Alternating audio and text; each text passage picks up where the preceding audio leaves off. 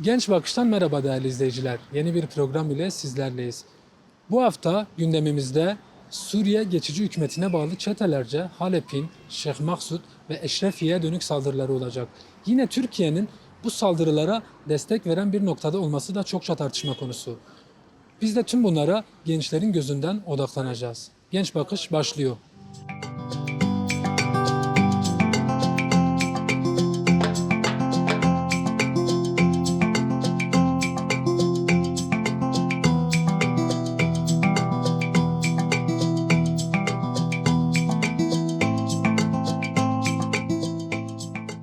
Halep'teki Kürt mahallelerine dönük saldırılar sürüyor. Bu saldırılarda birçok sivil katledildi. Siz bunu nasıl değerlendirmek istersiniz? Ne söylemek istersiniz? Yani bu bir insanlık suçu. Zaten bu süreç uzun zamandır devam ediyor. Dürzilerle başladı, Alevilere yöneldi. Şimdi de Kürt halkına yönelik saldırılar başladı. Rojava zaten etnik olarak kültürel bir yapıya sahip. Dini inançları, çeşitlikleri fazla olan bir yer. Bu savaşların sistematik olduğunu düşünüyoruz. Yani oradaki birkaç işbirlikçi hükümetin yaptığı bir savaş olduğunu düşünüyoruz. Oradaki sivil halka yönelik saldırıları da insanlık dışı buluyoruz. Yani bu bir insanlık suçudur da diyoruz.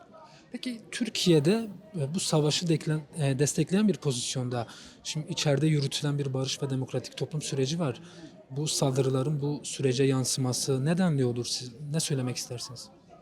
Yani bunun için şöyle söyleyebiliriz. Tabii ki de Rojava halkı da bizim halkımızdır. Yani biz burada onlardan çok ayrı bir yerde durmuyoruz. Ayrı bir yerde de durmayacağız. Daha önce de yanlarında yer aldığımız gibi tekrar yanlarında yer almaya devam edeceğiz.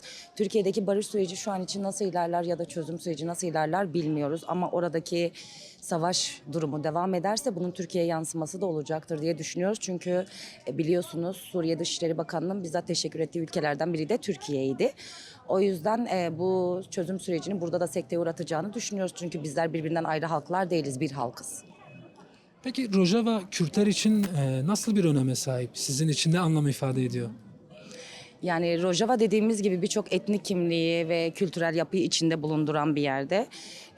Daha önce de yanlarında yer aldık. Çünkü bizler bir halkız ve bir halk olmaya devam edeceğiz. Tek yürekten konuşmaya da devam edeceğiz. Bugün orada katledilen kadınlar, çocuklar, insanlarımız hepsi bizimle bir olan insanlar. Maalesef sosyal medyada gördüğümüz videoyu hepimiz gördük. Binadan atılan kadınları gördük ve bu gerçekten içler acısı bir şeydi. Bu durumu kabul etmiyoruz. Ne kadınlar olarak, ne gençler olarak, ne çocuklar olarak, ne de bir halk olarak kabul etmiyoruz. O yüzden Rojava'nın önemi Kürt halkı için gerçekten büyüktür. Son olarak Rojava'daki kazanımları korumak adına Kürtlere, gençlere nasıl sorumluluklar düşüyor? Yani bizler bu durumda oradaki savaş süreci devam ettiği sürece bizler burada her gün ayaklanmalıyız, aslında bir halk olarak ayaklanmalıyız ve bu ayaklanmalarımızı bastırmamalıyız.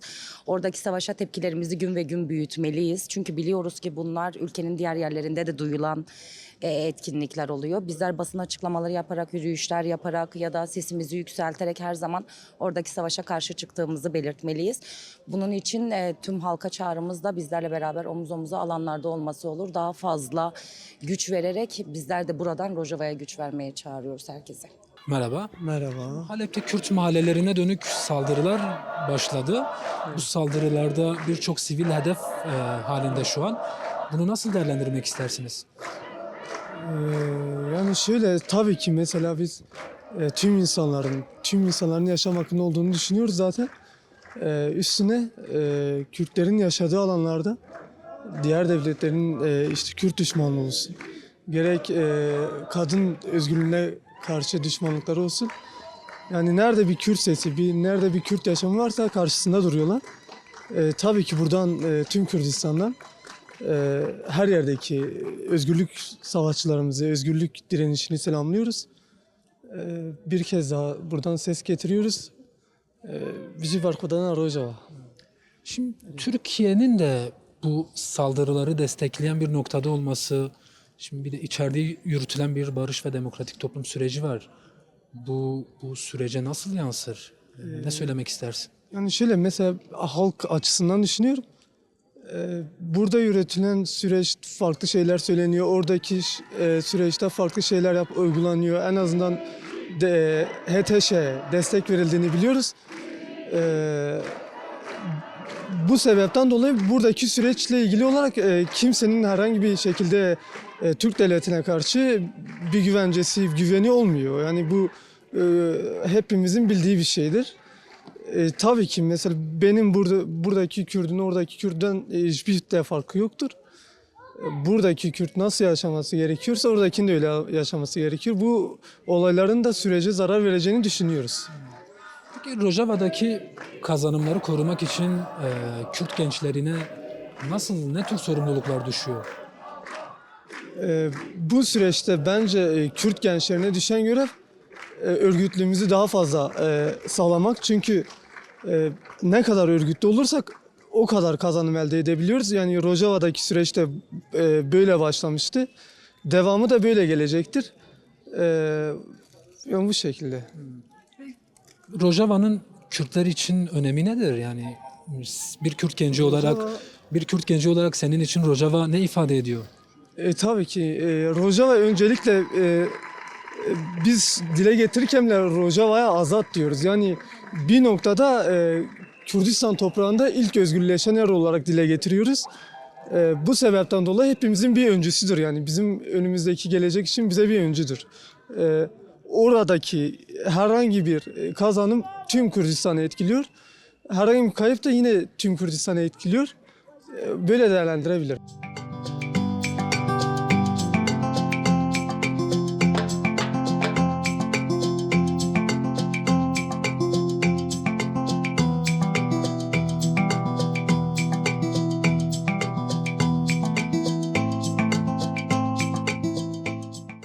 Şimdi Halep'te Kürt mahallelerine dönük saldırılar başladı. Siz bunu nasıl değerlendirmek istersiniz? Yani Suriye rejimi, Esad rejimi çöktükten sonra orada bazı gruplar Suriye yönetimi devletinin yönetimini ele geçirdiler. Onlar Suriye yönetimini ele geçirdikten sonra bu geçici yönetimle oradaki Kürtleri temsil eden Kuzeydoğu Suriye özerk yönetimi arasında çözüme ilişkin bazı görüşmeler oldu. Bu görüşmeler sürerken birden görüşmeler kesintiye uğradı ve bu saldırılar başladı. Bu saldırıların iki amacı var. Biri Kürtleri yerinden etmek, diğeri de Kürtleri masada ve diplomaside zor duruma koyup, baskı altına koyup alıp geçici yönetimin veya geçici yönetimi destekleyen devletlerin taleplerini yerine getirmek. Şu anda Kürtler bu hususa, Suriye'deki Kürtler, Rojava'daki Kürtler bu hususa direniyor. Muhtemelen de direnmeye devam edecek. Halep'teki olaylar sırasında tabii ki savaş hukukuna, insan haklarına aykırı davranışlar, katliamlar, fiiller gerçekleştirildi. Buna karşı o duyarlılığı ortaya koymak adına bugün burada toplanıldı. Diğer günlerde yine Diyarbakır'da, Ahmet'te ve Türkiye'nin çeşitli yerlerinde, Kürdistan'ın çeşitli yerlerinde açıklamalar yapıldı, yürüyüş yapıldı.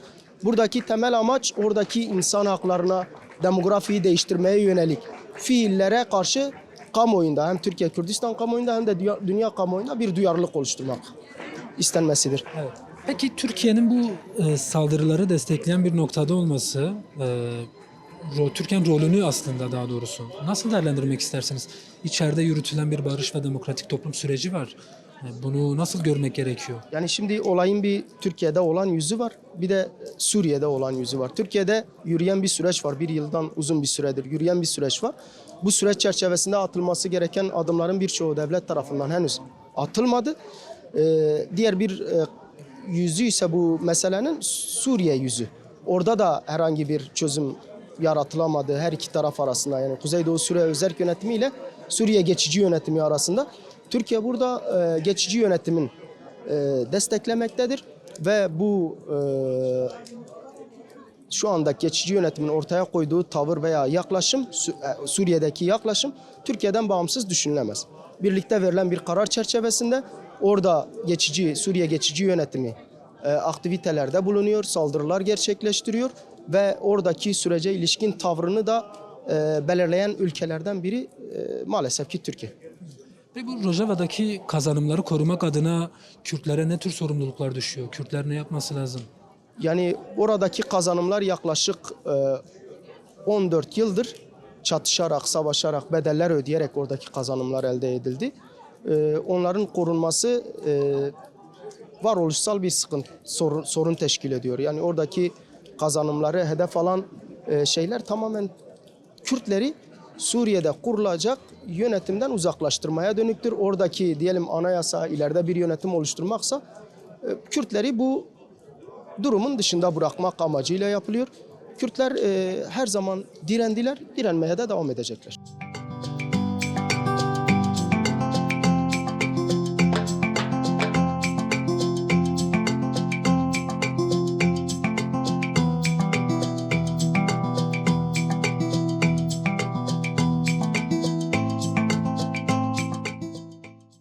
Halep'te Kürt mahallelerine dönük saldırılar gerçekleşiyor. Bu saldırılarda birçok sivil katledildi. Siz bunu nasıl değerlendirmek istersiniz? Yani daha önce de 1 Nisan Antlaşması vardı. Hatta dün 10 Mart tartışılıyorken bir hafta önce bu sözleşme imzalanacakken, anlaşma yapılacakken birdenbire saldırılması kabul edilemez. Yani bunun arkasında hem Türkiye'nin olduğu hem İsrail hem Amerika'nın bir de Şam'ın şeyde yaptığı ortak bir anlaşma var ve ondan sonra Halep ve şeye saldırıldı. Tabii oradaki SDG, KSD üzerine düşeni yapmıştı. Biliyorsunuz geçen sene 1 Nisan'da bir anlaşma yapıldı. Kendi güçlerini oradan çekmişti. Sadece mahallenin ve halkın koruması için aşağıç güçleri kalmıştı. Bu kabul edilemez. Yani bir de bu şekilde katliamvari, soykırımvari şeyler kabul edilemez. Yani hani bu savaş 15 yıldır sürüyor ve şu anda bir mutabakat varken, bir anlaşma varken birdenbire dünyanın her yerinden sessiz kalınması ve Kürtlerin soykırımdan geçirilmesine sessiz kalması da kabul edilemez. Yani bizim daha önce de söylediğimiz gibi Kobani ruhuyla yine buna sahip çıkmak gerekiyor. Sonuçta tweetlerde ya da işte ekranlarda bazıları çıkıyor, işte size ne oluyor, Diyarbakır'a ne oluyor, niye sokağa çıkıyorsunuz, niye yürüyüş yapıyorsunuz? Onlar bizim ablalarımız, abilerimiz, kardeşlerimiz, annelerimiz, bacılarımız. Sahip çıkacağız. Yani bugün burada Diyarbakır'da Barış Annelerin bir yürüyüşü başlayacak Ankara'ya doğru. Ama bu böyle olmamalı. Süreklilik kazanması gerekiyor. Tıpkı Kobane ruhuyla bu mücadeleye de sahip çıkmak gerekiyor. Şimdi Türkiye'de böyle bir saldırıyı destekleyen bir noktada şimdi içeride yürütülen bir barış ve demokratik toplum süreci var. Siz bu konuda ne söylemek istersiniz? Yani bunun bu sürece yansıması nedenli olur? Yani uzun yıllardır süren bir çatışmalı durum var, savaş var ortada. Yani 2013 ve 15 arasında bir çözüm süreci vardı. Yine işte bir yıl önce 27 Şubat'ta Sayın Öcalan'ın yaptığı bir deklarasyon açıklaması var, manifesto var. Tekrar barış ve demokratik çağrısı var. PKK kendi silahlarını feshetmiş. Ortam buna meclis komisyonu kurulmuş. Bütün görüşmeler yapılmış. Bu saatten sonra yani hani Türkiye'de yaşayan Bağkur, Başur, Rojalat, Rojava'daki Kürtler farklı değil. 4 parçaya zamanda ayrılmış bir ülke. Ve bugün oradaki Rojava'daki süreç buraya etkileyen bir süreçtir. Rojalat'taki süreç de buraya etkileyen bir süreçtir. Bağkur'da, Başur'daki süreç de aynıdır. Yani bunlar kabul edilemez. Bugün Türkiye'nin yapması gereken Kürtlerle ortaklaşma, barış içinde, eşit, demokratik ve adil bir şekilde yaşam koşulları sunuluyor. Bunun mücadelesini yürütüyoruz. Yani bunu Türkiye'nin bugün karşı tarafta değil de Kürtlerin yanında yer alması gerekiyor diye düşünüyoruz. Yani bu böyle olması gerekiyor çünkü bu yürütülen sürecin ruhuna da aykırıdır. Peki Rojava'daki kazanımları korumak adına Kürtlere, Kürt gençlerine nasıl sorumluluklar düşüyor? Kürtler ne yapmalı? Yani Kürtler siyasal ve demokratik bütün haklarını kullanmalı. Diasporada yaşayan, Avrupa'da yaşayan, aslında tüm dünyada yaşayan insanım diyen, vicdan sahibi, ahlak sahibi olan herkesin, başta Kürtlerin dostları ve arkadaşları, yoldaşları kimlerse bütün dünyada ayağa kalkması gerekiyor ve bunu kabul etmemesi gerekiyor. Vicdanen ve ahlaken baktığınızda bir kadın arkadaşın bir alçak kişilik tarafından bu şekilde katledilmesi kabul edilemez.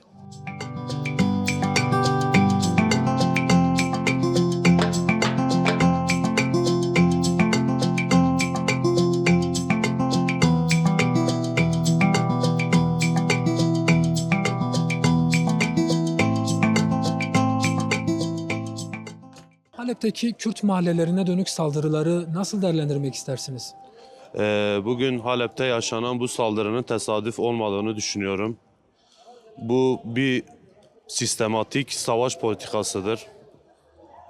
Sivillerin, kadınların, çocukların üzerine yapılan ulusal egemen güçlerin kirli bir hesaplarıdır. Ondan sonra demek istedim. Halep'te yaşanan zaten gözle görünen zulüm var. Buna sessiz kalanları da asla halk olarak unutmayacağız ve affetmeyeceğiz. Türkiye'nin bu saldırılarda durduğu noktayı nasıl değerlendirmek istersiniz? Ya, içeride yürütülen bir barış ve demokratik toplum süreci var. Bu sürece yansıması sizce nasıl olur? Türkiye'nin şu an yapmak istediği ikna ve imha politikasıdır. Türkiye bunu açıkça bilmesi gerekiyor. Bu savaşla değil de halkların örgütlenerek ve barış içinde, kardeş içinde yaşanarak bu barışın geleceği açıkça biliniyor zaten. Halep'te yapılanlara sessiz kalarak ve güç vererek bu ülkede barışın geleceğine inancım yoktur. Ve daha da kötüye gidecek bir zaman vardır. Türkiye'nin hemen kendi açısından bu saldırılara ve bu zulme karşı çıkmalı ve bir an önce sesini çıkarmasını uygun buluyorum yani kendimce. Peki sizce Rojava'nın Kürtler için önemi nedir? Yani bir Kürt genci olarak Rojava senin için ne anlam ifade ediyor? Rojava bizim için göz nurudur. Rojava bizim için namustur. Rojava bizim için şereftir. Rojava bizim memleketimizdir, bizim şehrimizdir. Rojava'nın içinde yaşayan siviller, kadınlar, erkekler, yaşlılar, çocuklar, onlar bizim halkımızdır, bizdendirler. Yani Kürt halkıdır. Onlara yapılan zulme karşılık biz gençler olarak ve Diyarbakır Ahmet şehri olarak ses olmaya, anlam olmaya ve mücadelemizi gitgide yükseltmeye adım adım ilerliyoruz. Son olarak Rojava'daki kazanımları korumak adına Kürt gençlerine nasıl sorumluluklar düşüyor? Kürt gençlerin bir an önce örgütlenmeli ve kendi aralarında çözümleme yapmaları bence doğru olur. Yani aile ortamında, ev ortamında, dışarıda, arkadaş ortamında bir an önce Kürt gençlerinin örgütlenmeli ve bir an önce Kürt halkının sesi olması gerektiğini düşünüyorum. Yani Halep'e yapılan saldırı sadece o mahalleye ya da işte oradaki sivillere yapılmış bir saldırı değil. Bu tamamen işte Kürt halkına yapılmış bir saldırı. Kürt özgürlük talebine yapılmış bir saldırı. Yani buradaki tutum ve davranışlarda biz bunu görüyoruz. Peki Türkiye'nin bu saldırıyı destekleyen bir noktada olması ve içeride yürütülen bir barış ve demokratik toplum süreci var. Bu sürece nasıl yansır, yansıması nasıl olur? Bu samimiyetsizliği aslında ortaya koyuyor. Türkiye'nin aslında gerçek anlamda bir barış süreci isteyip istememesi sorusunu daha doğrusu tekrarlattırıyor tekrardan bize.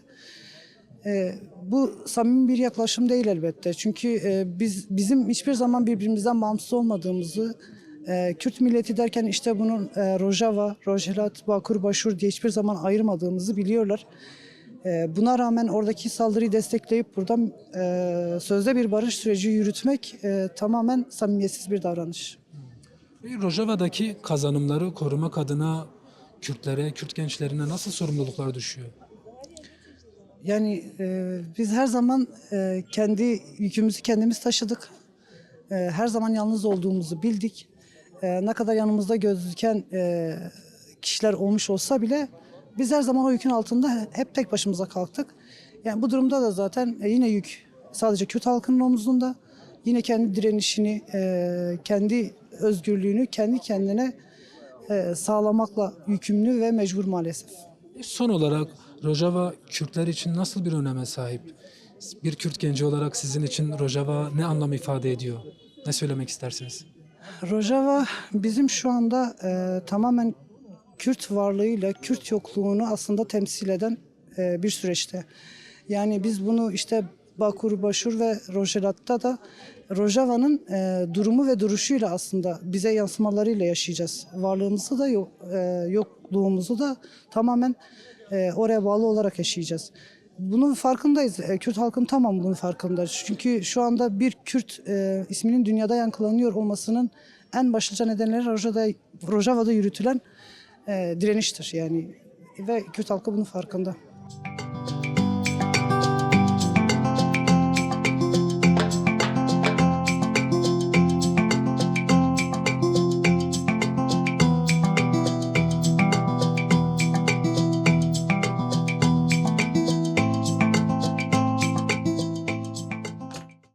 Halep'te Kürt mahallelerine dönük saldırılar var. Bu saldırılarda birçok sivil hedef halinde. Siz bunu nasıl değerlendirmek istersiniz?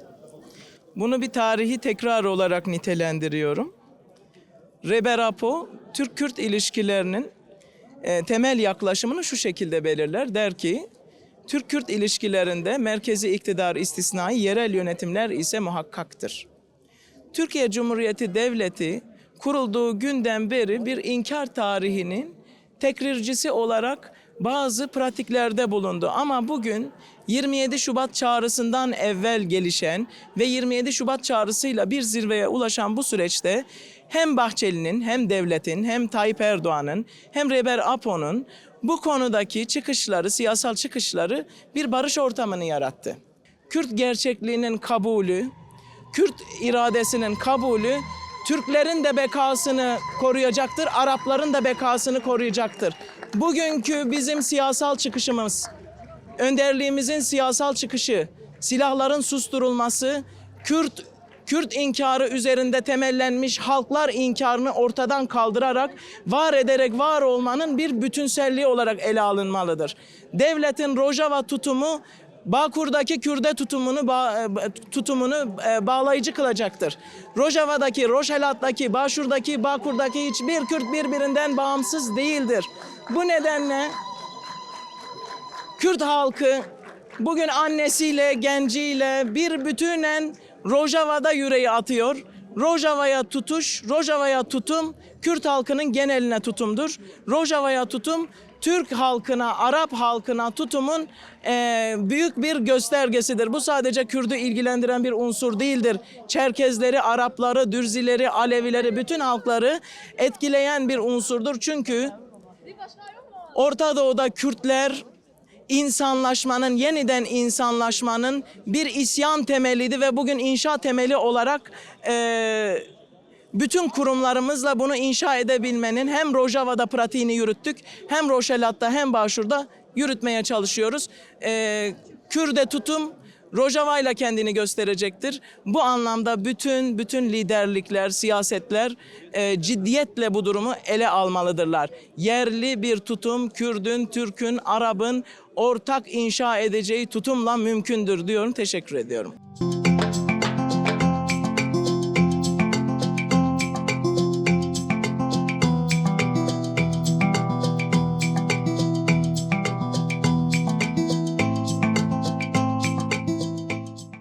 Genç Bakış'ın sonuna geldik. Haftaya aynı gün ve aynı saatte görüşmek dileğiyle hoşça kalın.